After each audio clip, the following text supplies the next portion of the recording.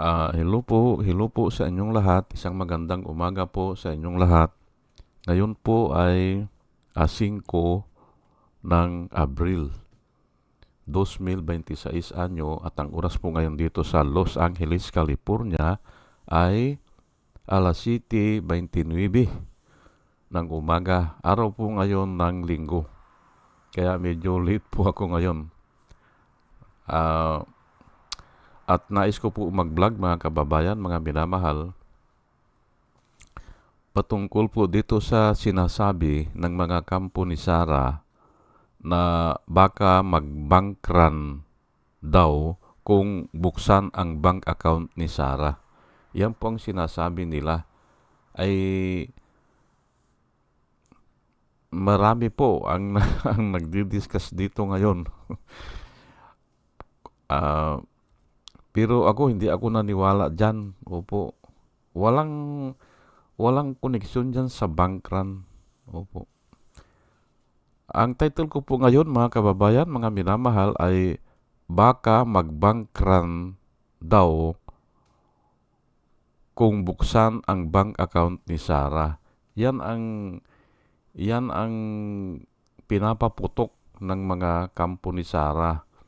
Yung mga Siyempre, yung mga naka-assign sa bangko yan, o kaya naka may experience sa bangko kunyari.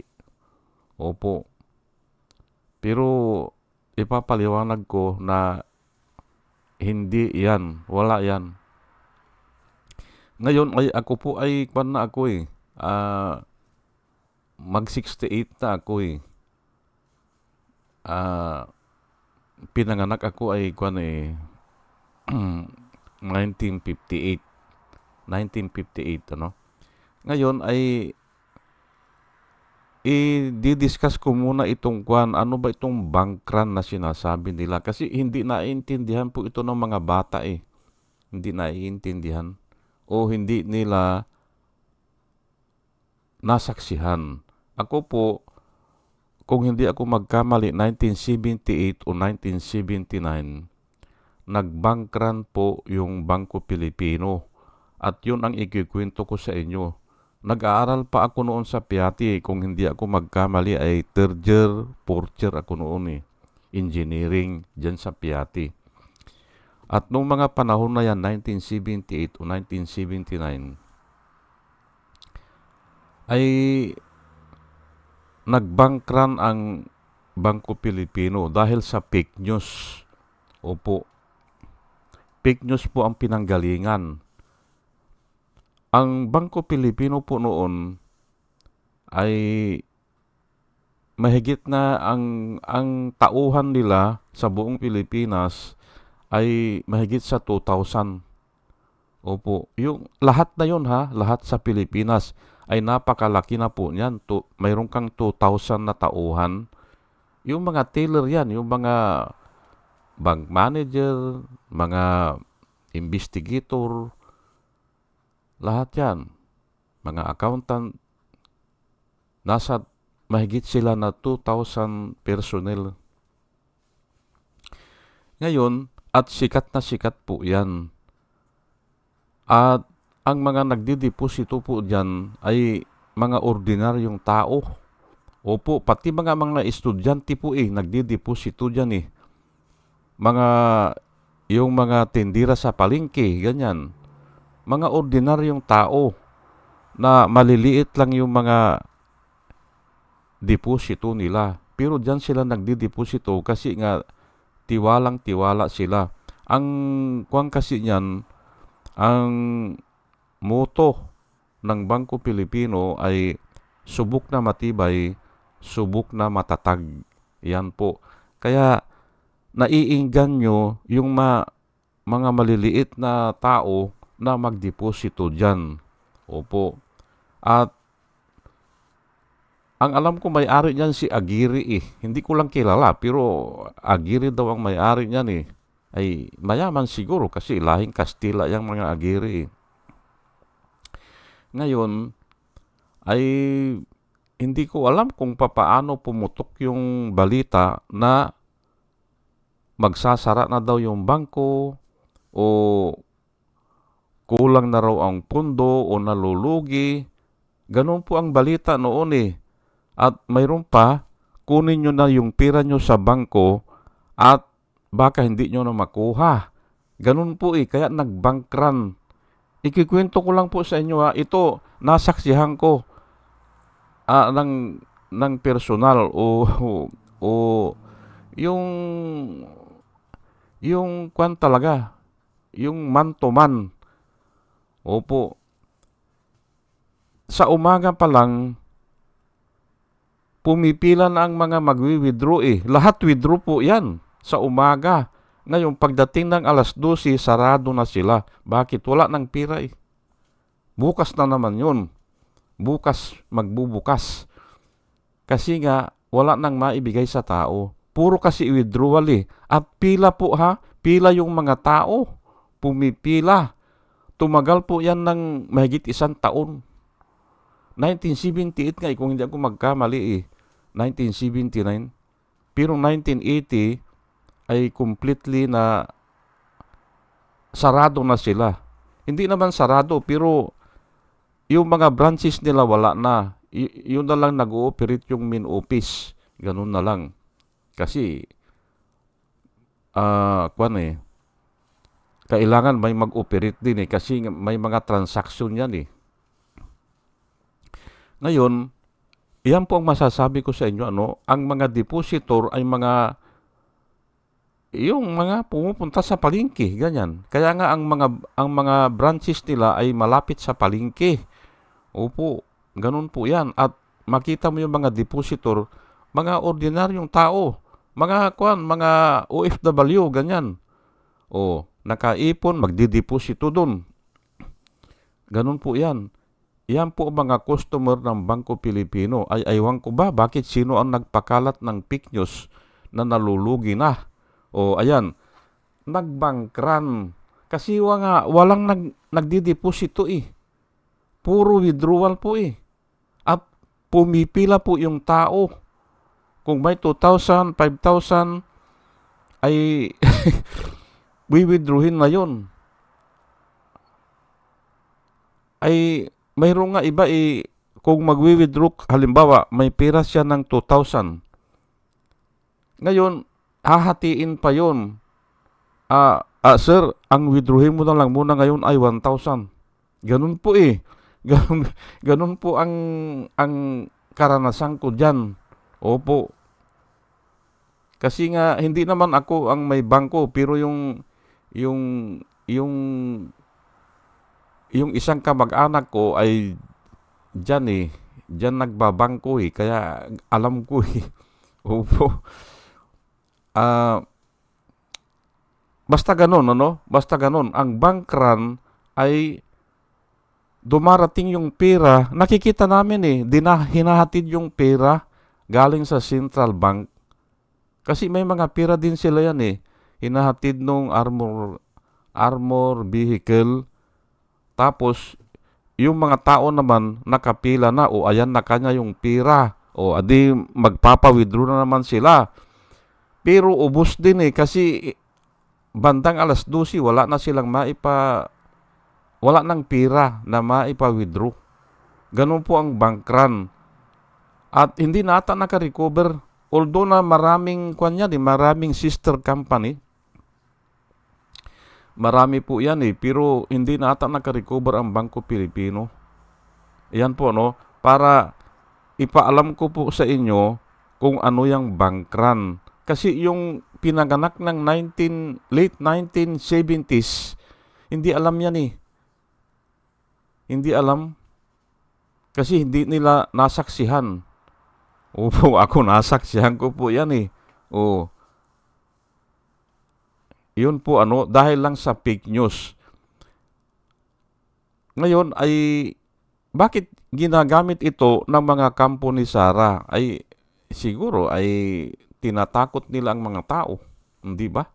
Tinatakot nila ang mga tao. Ay hindi po mangyayari yan. Kasi nga kung sakali man na totoo yun na nagdeposito o umabot sa ganong halaga na 2.4 billion ay malabang yun ay na-withdraw na po yun eh.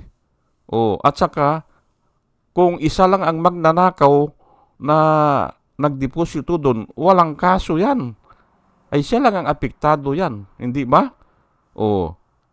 Bubulat-latin yung record niya o yung transaction niya. Kasi nga, ay ang paliwanag ni Trillanes, noon pa, nung 2016 pa po yan eh. Nung 2016, bago nanalo si Duterte ng pagka-presidente, na ang mga nagdideposito doon sa bank account nila ni Sara Duterte at saka si Rodrigo Roa Duterte ay mga drug lord at yung mga dinideposito ay 50 million every 6 months to 60 million. Ayun po. Kaya yung overall transaction ay umabot ng 2.4 billion. Diyan sa BPI ata yan. Diyan sa Julia Vargas Street, Makati. Ayan po, ay bakit magbangkran yan? Kung siya lang yun, ay bahala siya dyan, hindi magbabangkran. At yan ay nakita natin nung kapanahunan ni Irap. Nung nagtestify yung si Clarissa Ocampo, yung manager ng bangko, na kung saan ay doon nag-open ng bank account si Irap personally. Personally, na ang ginamit niya ay alias, hindi ba? Gumamit siya ng alias eh. Hindi ko alam kung Jose Biraldi o Jose Pidal eh. Pero dalawa sila yan. Na yung isa ay yung asawa ni Gloria Macapagal Arroyo din eh. Ano bang pangalan nun? Jose Pidal ba? O hindi ko na maintindihan eh kung Jose Bilardi eh. Pero nung kay Irap, nagtestify yung bank manager si Clarissa Ocampo. Magaling magkuan po si Joker Arroyo eh. Magaling magsalansan ng mga tanong. Opo, kasi nga ay criminal lawyer yan eh. Si Joker Arroyo.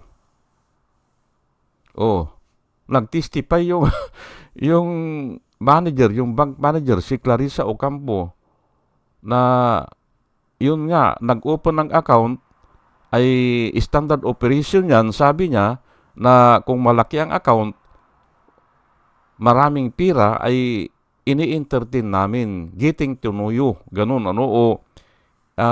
kinakausap namin. Ayan nga si Irap. Pero iba ang pangalan niya, hindi siya Irap. Ay nakita mo ba kanyang pinirmahan yan? Ay opo, sabi niya. Ay gaano kakalayo? Ay ayan lang po, ay wala pang 1 metro o 1 metro lang eh. Pinirmahan ni Irap eh. Ayun na. Nagkagulo na po mga tao, hindi ba? Kasi nga, kapani-paniwala eh. Kasi bank manager eh. At hindi nalilito. Nakita mo ba kanya na pinirma? Ay, simple, yun lang nakita eh. Oo. Ay tinanong pa siya eh, gaano ang layo mo? I-describe mo nga, ayan lang po kanya. Magkatabi kami. Ay pero, ay yun na nga po eh. Bakit hindi nag-bank run yung bangko? Hindi ba? Aywan ko kung saan, kung pumunta nata ng Amerika si Clarissa after that. Kasi nga, ay delikado na po ang buhay niya yan, hindi ba?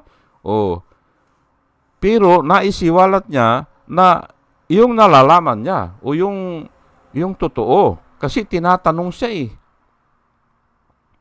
At ganyan din ang mangyayari siguro kay Sara. Kung mabubuksan yung bank transaction nila ng tatay niya doon sa Julia Vargas Street, Makati, BPI branch.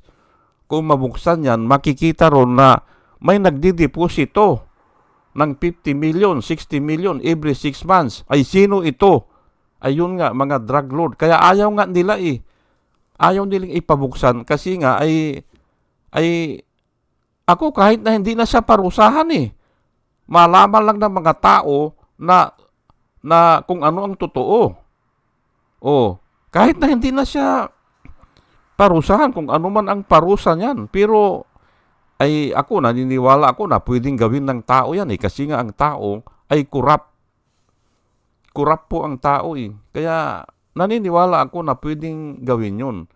Pero ang pinakamasama niyan ay hypocrisy po At yan po ang ayaw ng Diyos yan. Yang hypocrisy. Na kunyari ay nilalabanan niya ang mga drug lord, pinapapatay niya yung mga adik, ay yung pala sila pala di ba? Sila pala ang may-ari ng droga. Ayan po hypocrisy po yung ganyan Kaya nga, ay Diyos na po ang kwan dyan. Diyos na po ang yang ganyang kalaking sindikato na nagpapanggap siya na nilalabanan niya ang mga drug lord pero hindi pala at siya pala ang drug lord o siya ang promotor. Hindi ba? 13 daw ata na pinalaya agad na mga drug lord nung naging presidente siya 13? Ay doon lang makukuha mo na nakakutsaban niya yung mga drug lord. Hindi ba? Ayan po Hindi po magbabangkran, hindi. Kasi nga, ang tao gusto lang makita ang katotohanan. At yung pagbabangko po, bagamat ako kung minsan, narilito na po ako Kasi nga, ang sinabi ni Jesus Christ ay, do not lay up for yourselves treasures on earth. Pero mayroon din siyang sinabi na yung dapat inilagay mo sa bangko, yung pira. Opo. Pero minor lang yan. Kasi nga, iba po ang sitwasyon dito Itong kwento na nahagip ko sa Biblia. Katulad nga ng sinasabi ko, kung mayroong ganyang usapin, mayroon din akong alam na kwento sa Biblia. Pero parang malayo. Pero wala na akong makita Opo. Ito na lang. Pinagtyagaan ko na lang ito. Luke 19 verse 23. Ito po ay kwento na si Jesus Christ ay tinawag niya yung nagkwento siya. Kwento lang naman ito na yung isang mayaman ay aalis siya, pupunta siya sa malayong lugar. Ngayon ay binigyan niya ng talent, ang tawag talent. Siguro pira, yung mga mga tauhan niya. Binigyan niya ng puhunan siguro o kung ano yan, pira o talent ang tawag Yung isa, 3 talent. Yung isa, 4 na talent. Yung isa ay 2 talent. Yung isa ay 1 talent. Ganun binigyan niya. Nung bumalik siya at biniripay niya anong nangyari doon sa mga talent, yung isa, ang sabi niya ay ibinaong ko lang sa lupa. Sabi niya, yung pira o yung talent. Bakit? Natatakot ako kanyang mawala o malugi o yun ang sabi niya. Ang sabi ni Jesus Christ, bakit hindi mo idiniposito na lang sa bangko para nagkaroon ng tubo at kung kukunin ko na ay may tubo na. Ayan po Hindi ba? Yan po ang istorya doon sa Biblia. Kaya nga yung pagbabangko ay matagal na po yan Matagal. Hindi nga natin alam kung saan nag-umpisa yung bangko Pero ang sabi nila, ang bangko daw ay nag-umpisa daw sa Israel. Opo. Yun ang sabi nila. Kaya mayayaman ang mga mga Israel kasi noon pa ay alam nila yung bangko Alam nila yan. Di ba? Diyan daw nagsimula talaga yang bangko o yung pagbabangko. Maari nga dahil baka tinuruan sila ng Panginoon, hindi ba? Tinuruan sila. At nakarecord po yan sa Biblia. Hindi ba? Yung mga money changer na andun na nung panahon ni Jesus Christ yung mga bangko. Na andun na Nakarecord na At maari nga na dyan sa lahi ng mga Israel, unang mga Diyo, nagsimula ang banking system. Ngayon ay baka ang sasabihin ng iba ay bakit magkano ba yung isang talent na binigay? Kasi talent po ang ginamit eh. Binigyan yung isang tao ng isang talent. Ngayon, nag-research po ako, ang isang talent pala ay kasumbas ng daw, hindi naman ako sigurado. Noong panahon na yan, ay katumbas daw ng isang taon na sahod. Isang taon na sahod mo, bibigyan ka, hindi ba? Ay palaguin mo yan, hindi ba? Ayan nga, ay bakit kanya hindi mo inilagay sa bangko para nagka-interes? At kung kukunin ko na sa'yo, ay kasama ng interes. Yun po kaya hindi po masama yung magbangko eh. Hindi po ito po Luke 19 verse 23, why then did you not put my money in the bank, that at my coming I might have collected it with interest? Ayan po. At ito po ay inulit na naman sa Matthew 25 verse 27. Parehas po na istorya yan. Pero 2 bisis binanggit kasi nga mahalaga. Okay. So, you ought to have deposited my money with the bankers, and at my coming, I would have received back my own with interest. Ayan po, parehas na istorya po yan. So, hindi masama ang magbangko o yung banking system na yan. Ay hindi nga natin alam saan nagsimula yan, hindi ba? Ay i-trace nga natin kung sino ang kauna-unahan nagtayo ng bangko. Nung sibilisasyon siguro ay mayroon na yan, ay walang natin, Pero ang isi-share ko lang po sa inyo ay ganito po, itong Proverbs 13 verse 11, yung mga dishonest wealth. Dishonest wealth will dwindle, but what is earned through hard work will be multiplied. Ayan po. At totoo po yan kasi naoobserbahan po natin yan eh. Yung mga magnanakaw ng mga politiko o yung mga taong gobyerno, na marami silang nananakaw, yung mga anak nila, ano nangyayari? Pinagmamalaki pa kung gumastos sila ay baliwala. At yung iba ay nahuhuli pa dahil sa mga anak nila. Kung napansin nyo po, yung sinapulis, nahuli po yun kasi yung anak niya pumunta ng Amerika nagagastos ng maraming pira bumili ng mga ari-arian dito sa Amerika ata Ayan po. At totoo po ang nakasulat sa Biblia, dishonest wealth will dwindle, but what is earned through hard work will be multiplied. Yan lang po ang gusto kong i-share sa inyo, Pero nga ay wala po yung bank run na yan.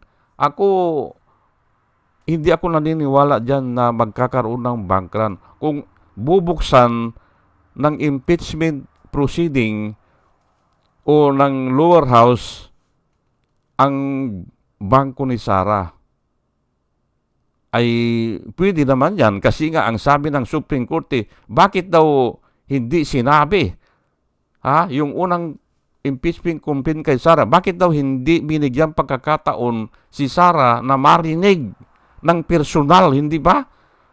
Yung kaso niya. At saka bakit hindi daw binigyan pagkakataon magpaliwanag? Ayan nga ngayon, binubusisi na ngayon dyan sa lower house. Kasalanan nila yan. Hindi ba? Kaya nga, yung topic ko nung isang araw, yung wisdom ng mundong ito, yung pinakamagaling na wisdom, pinakamagaling ng attorney na ni Sara Duterte, foolishness lang yan sa harapan ng Diyos. Foolishness. Opo. Ang sabi nila, ayun ang rekomendado siguro at yun ang clamor nila Yun ang nilalakad nila, dapat daw ay pinarinig. Dapat daw ay yung hindi lang pinarinig parang binigyan pagkakataon na marinig, ganun Abay, ayan ngayon ang gagawin, hindi ba? Pati nga mini trial ngayon, ay kini-question nila ay wala ngang tawag dyan, wala Kasi nga ngayon lang nangyari yan na gusto nila bigyan pagkakataon, sabi nila si Sara Duterte na marinig ng personal siguro yan, o nang harap-harapan, hindi ba? O nang mukhaan ang kaso, o ano yung sakdal, ay kaso nga ay ayaw namang humarap. Ay pero ako, guilty na yan Kaya hindi haharap yan. Guilty na po yan. Ay pero kasalanan nila yan. Kasalanan nila. Kasi nga ay kuwan yan foolishness yung ginagawa nila Foolishness in the sight of God. Yung pinakamagaling o pinakamatalino na kung sino yan, si Narbasa ba yan o yung mga Fortune Brothers ba yan, walang kwenta yan sa harapan ng Diyos. Kung nagnakaw ka, parusahan ka. Kung nagnakaw ka, pagbayaran mo yan. Yan ang sinusunod ko po dito. Bakit? Ay may Diyos Makaligtas ka man, isa, pangalawa, pangatlo ay hindi na. Tignan nyo po nangyari kay Digong, hindi ba? Sisipain niya, hindi ba? Pupunitin daw niya yung arrest warrant Ay, wala. Foolishness lang yan sa harapan ng Diyos, hindi ba? Sige po, at hanggang dito na lang po, at dalayan ko po sa Panginoon, mga kababayan, mga minamahal, sa ating pakikinig ay magkaroon po tayo ng wisdom na nanggagaling sa Kanya. At muli, mga kababayan, mga minamahal, isa magandang umaga po sa inyong lahat at salamat po sa inyong pakikinig. Salamat po ng marami. Salamat po.